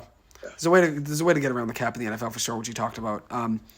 But I like your rankings. I like mine as well. I think it's going to be interesting to see how everything plays out. One thing I want to ask you is this. Most disappointing team, or top 3 most disappointing teams in the NFL this year. I'll give you my top 3. I'll start. Right. Raiders and Colts. Colts probably number 1. They were awful. Las Vegas Raiders, 2. I was high on both teams. I loved both teams coming into this season. Both of them just were not the teams they should have been. They both struggled heavily. A third team that was disappointing I'm trying to think of here. Tough to think of a third team. Oh, it's easy. I don't know. I'm trying to think. I'll let you go if you got your top 3. My top 3 disappointing teams. Number 1, worst team in the league, the Rams. Rams disappointing. You drilled it. You drilled it. The Rams are my third because I'm not going to blame McVay for the injuries. I'll go Rams 3. Awful team, awful coach. Every team has injuries. Brand new coach, went to Miami. His quarterback was hurt most of the year. So. Yeah.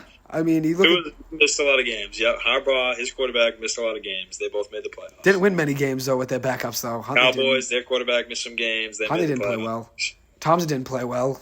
Teddy was okay. They didn't really get much help there. Stafford gets hurt, and they have, John Wolford playing quarterback. And they got Baker Mayfield, the 1 overall pick. And Bryce Perkins. So, number 1 disappointment, Rams. Patriots, they made the playoffs last year. They regressed. They did. Yeah. And I think their roster is actually better this year than last year. They got a bunch of rookies who made an impact. Yeah. All those free agents they brought in should be in year 2. They should be having more chemistry. Mac in year 2 should be better. Big regression offensively. So Matt Patricia and Joe Judge. I called that coming into the season. I called that because of Joe Judge. The Rams, Patriots. Yeah, so Rams, Patriots. Broncos. I guess Broncos. Packers, maybe. Packers? Yeah, I was high on them. No playoffs? I was very high on the Packers and just didn't work out, unfortunately. Did not work out. They just did not have a good season. I think if you look at that Packers team, Broncos, everyone expected them to be good, but they're still an unknown guy coming to a new team. Rodgers missing the playoffs. You lose your number 1 receiver. If you look at that Packers team, they relied on Devontae Adams heavily. Mm-hmm. You lose Devontae Adams, it's a big, big loss. That's why I thought the Raiders were going to be great. You get the best receiver in football. I thought the Raiders were going to be great. I like their defense. I like them getting Chandler Jones. I didn't think the defense was going to be great, but Max Crosby's a good piece. Obviously, Chandler Jones has had a lot of production the last 5 years now. Would you say that the Packers didn't get decent picks, though? Quay Walker's good. Christian Watson's good. They built pretty well. They got decent picks. Considering the roster was fine. I think the roster was fine. They lost to Darius Smith. He went to the Vikings. They lose but look at the Vikings Devontae Adams. There was Marquez Valdez-Scantling to the Pack. Yeah, but he's not even that great on the Chiefs. No, he'd probably be the number one receiver at the beginning of the season. He probably would have been, considering Allen Lazard was there. Cobb, Dobbs was Allen Lazard. Didn't have much help, though. They had enough, I think. They had enough. Aaron Jones, great back. Yeah, him, Dillon. A.J. Dillon's good, too. Tanyan. Yeah, they have some help. Tanyan was hurt, though, too. But he played most of the year, though. Yeah. When did he get hurt last season, then? He was banged up at some point. He tore his ACL at one point. Yeah, I think he tore his ACL last year. He played most of this year. I think he might have missed, the first 4 games. Packers were a disappointment, but I think the Broncos are a bigger one. I don't know. Everyone had the Broncos going far. So you must think more highly of Russell Wilson than Aaron Rodgers. I wasn't high on Russell Wilson coming into this year, so it wasn't a disappointment for me, really. Right. I wasn't high on him. The Packers are more of a disappointment. Probably, yeah. If I didn't have as many high expectations, I would agree with you there. But they also got the Bears in their division. The Bears are awful. Yeah. Bears first pick in the draft. My top 3 most disappointed. I was very high on the Colts. I loved Frank Reich. He got 27 touchdowns out of Carson Wentz last year. Get Matt Ryan, a quarterback that still had some good numbers last year for the Falcons. A better offensive line in Indianapolis than Atlanta. Apart, Jonathan Taylor should have been the best running back in football. Was drafted as the number 1 running back in fantasy. Ends up being the number 33 running back in PPR this year. Was drafted to be the number 1 running back, number 1 player in fantasy football. And ends up finishing 33rd as the running back in PPR. So, not a good year for him. I liked Michael Pittman coming in here. I wasn't really high on him, but I thought Matt Ryan would still find a way to spread the ball around. That team just fell apart. Get the 2nd pick overall in the draft, 3rd or 4th overall pick. I think it's 4th overall for them. Yeah, their offensive line was a disappointment. Quentin Nelson's been awful. He's regressed heavily. He was hurt, right? He was hurt, and then even when he played, he played hurt this year. He played a lot of the season, but if you look at he's also just a guard. He's not that good anymore. He's not that good. Everyone was coming at the Giants and taking Saquon Barkley over him. And here's the thing. If you look at my predictions coming into this year, my best hot takes. So let's finish the top 3 most disappointing teams. I had the Raiders, the Colts, Raiders, and then I'll go 3 Rams because I had the Rams in the NFC Championship. 3 of my 4 NFC Championship teams, all 3 of them were my 3 biggest disappointments because I had all 3 of them in there. I had the Colts and Raiders in the AFC, and I had the Rams in the NFC versus the Giants. I was right about that prediction, at least. The Giants were to make it. But what do you got as your 3rd? It was the Packers, was it? Rams, Packers, Patriots. All 3 playoff. Yeah. Okay. Top 3 surprises. And here's the thing. You got Jacksonville. You got Jacksonville right. Top 3 surprise teams that obviously Seattle, I would say we could both agree upon probably being that's Seattle, New York Giants, and Jacksonville Jaguars, I'd say probably, right? Detroit Lions even played hard. They were 9-8. Yeah. Lions finished 9-8. Steelers finished the season. Not a surprise, but over 500. That's right. 9-8. 15 years in a row for Mike Tomlin. Or 15 or 16 years in a row now for him. But I would say Seattle, number 1, being a playoff team, considering I had Geno Smith as a 30th ranked quarterback. Did not see that coming at all. I did mention, though, he did play all right in the games he played last year, but it wasn't like I saw him being a good quarterback. I had him ranked 30th. He did play decent, though, last year. I think he threw 5 touchdowns, no picks in the games he played last season for Seattle. Did not see Geno Smith being the quarterback he is this year, though. So I'll see Geno Smith in the Seahawks being a surprise. I'll go with Jacksonville Jaguars and Trevor Lawrence. I thought they were a couple years away of building. Yeah. Them being where they're at now is just huge progress considering they were. I think the Vikings are a surprise. The Vikings are a surprise, too. Kevin O'Connell's the coach of the year candidate for that reason. Yeah, that's a surprise to me. Did they miss the playoffs last year? Missed the playoffs the last 2 years. Okay, so yeah, that's a big surprise. Last couple seasons. I think the last time they made the playoffs was 2019, I believe. So they missed it a few years in a row. I mean, the Packers ran that division for some years now. That obviously makes a difference. But in the Lions, obviously, the Vikings. I go Packers, Jags, Vikings, and Seahawks. Okay, I'll go Seahawks 1, Jacksonville 2. The Giants aren't a surprise to me. Most people that'd be a surprise to. I had the Giants at 9-8 anyways going into this year. They finished 9-7-1. I had the Giants making the playoffs. So it's not really a surprise to me. But I guess overall I put the Giants in there just because most people they'd be a surprise team. They weren't a surprise to me. Let me think of my 3rd team besides the Giants because they're not really a surprise to me. To most people it was. But I knew the Giants would be 9-7 or 9-8, not 9-7. I knew they'd be around 9 wins. Trying to think of a good team here. Jacksonville's an easy one. Seattle's an easy one. I mean, even the Steelers, like you said, that roster is not that good, especially considering they didn't really have much help there. Yeah, they didn't make the playoffs, so they missed it just on the outside, right? Yeah. Just on the outside. I'd say the Jets, actually. I had the Jets winning 8 or 9 games this year. I think for you it might be the Chargers, right? They actually made it. The Chargers, yeah, I'm not a big Chargers fan. I was lower on them. I think I had them third or fourth division. Bottom of the barrel, right? 3rd of the division, 9-8. or 8-9 or something. I think 8, 9, and 8. We'll look back. You had one day. You had Raiders, Chiefs, Broncos. No, Raiders, Chiefs, Chargers, Broncos. I had them not making the. I had the Chargers maybe barely making it 9 and 8. I didn't have them winning 10 games. I wasn't really too high on Brandon Staley, but I do like what I saw this year though in progress-wise out of the Seahawks, Giants, Jacksonville. But my third team for surprises, I guess I'd go Lions. They missed the playoffs, but them winning 9 games, very impressive. Very impressive. Yeah. I'll go Niners. Jared Goff had a great season. That's another.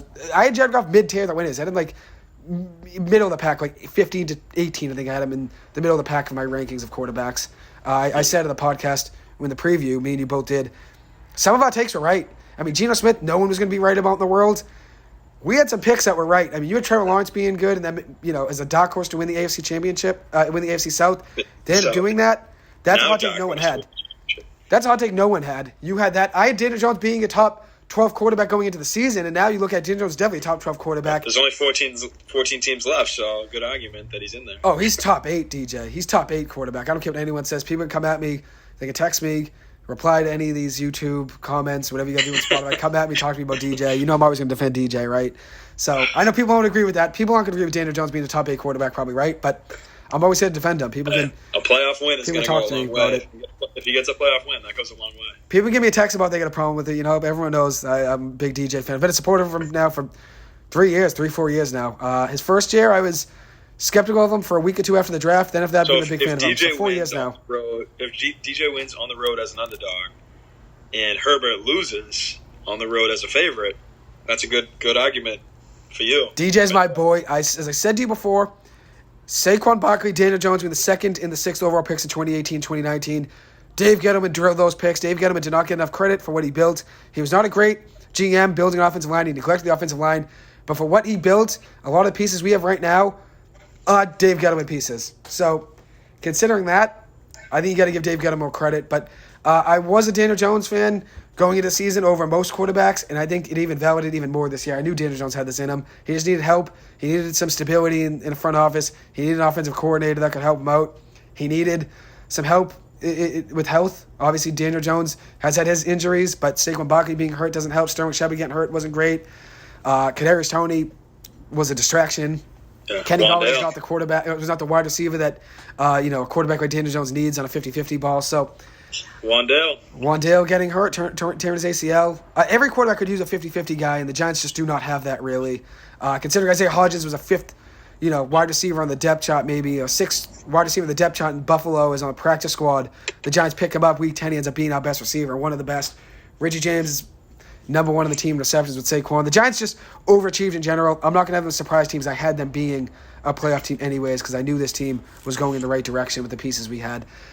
So I'll go with the Lions being 9 and 8, being as my last surprise team.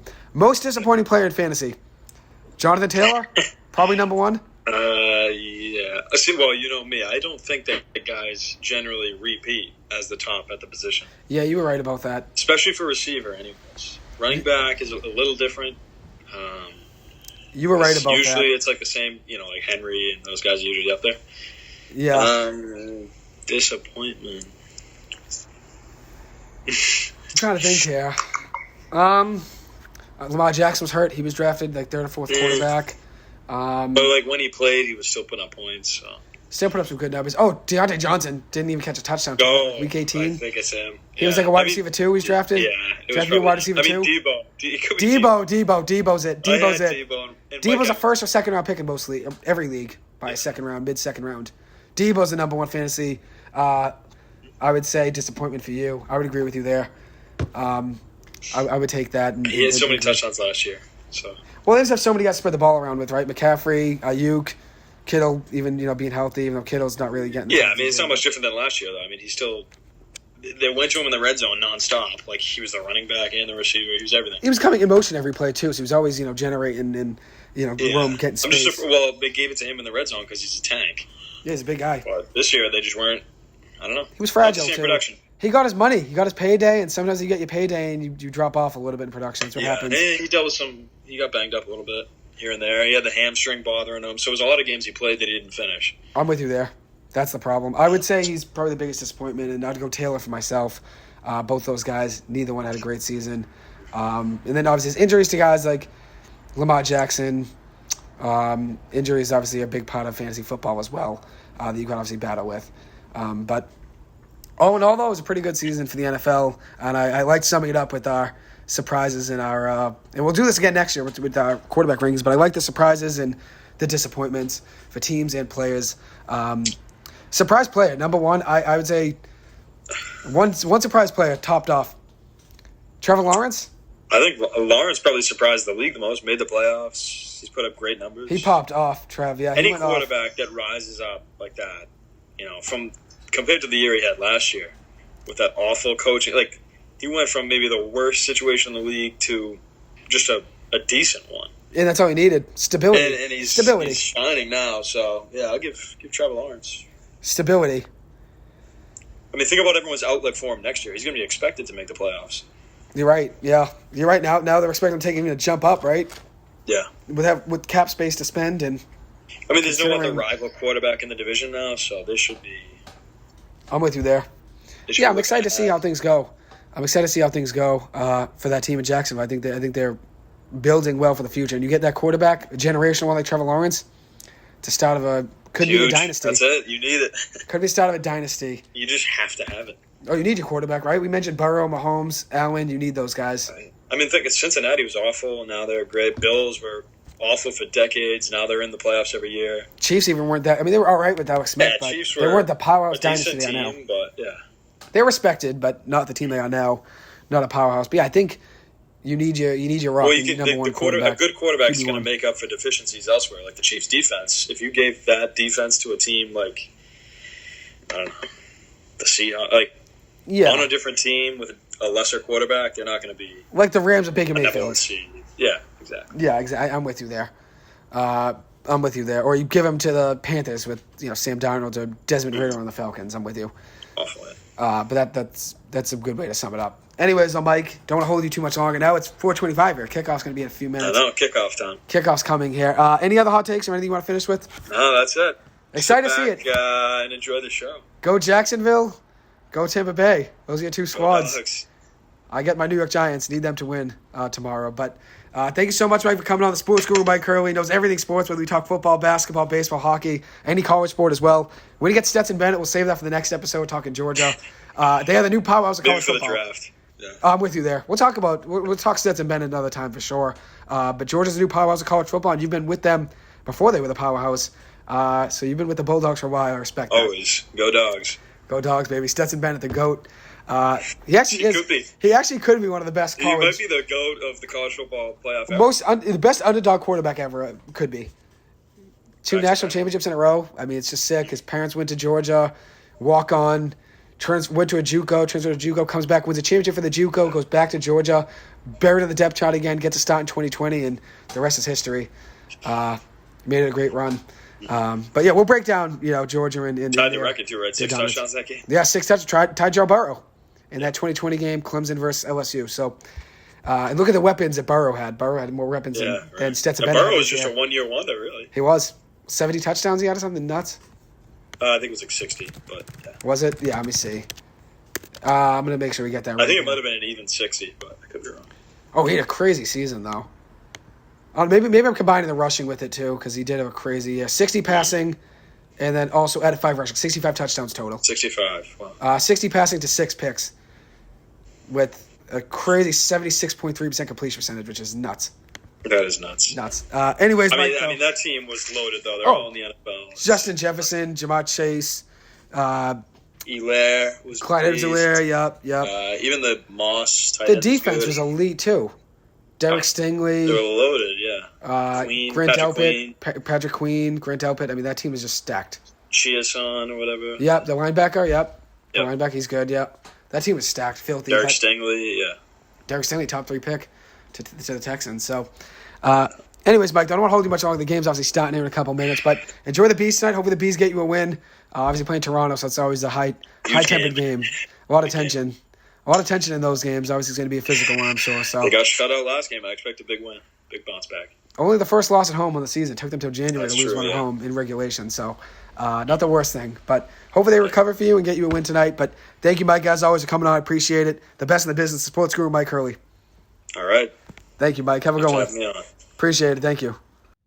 Anyways, that does conclude today's Super Wildcard Weekend preview. Hope you guys enjoy every wildcard game. Best of luck to all your teams if you guys have a team that is in the playoffs. As for the Giants, hopefully they get me a win tomorrow. I will be doing another preview on game day tomorrow with Paul from Southeast, so hopefully you guys enjoyed that as well. But hopefully you enjoyed this episode. Thank you guys for taking the time to listen to this. As always, I appreciate it, and hope you guys have a good one. Thank you.